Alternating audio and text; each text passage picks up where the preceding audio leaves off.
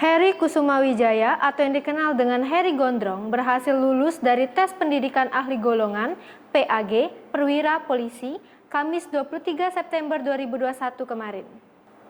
Kini, ia mengaku tak sia-sia memotong rambutnya karena dirinya berhasil lulus. Usai lulus, kini dia harus menempuh pendidikan perwira di Kabupaten Sukabumi, Jawa Barat selama 1 bulan.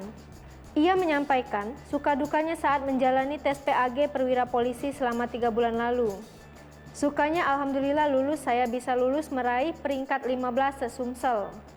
Sementara, dukanya ia menceritakan ada beberapa teman tes PGA belum bisa lulus, lantaran dari jumlah 125 peserta hanya diterima 78 orang.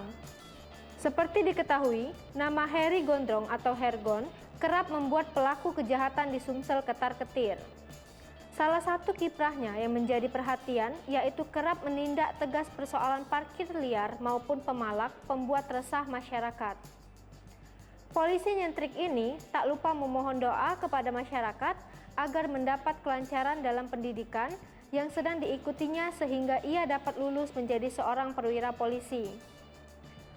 Apabila nantinya lulus sebagai perwira polisi, Hergon mengaku belum tahu akan kembali berdinas di bidang kriminal umum lagi atau tidak, sebab ia harus mengikuti arahan dari pimpinan.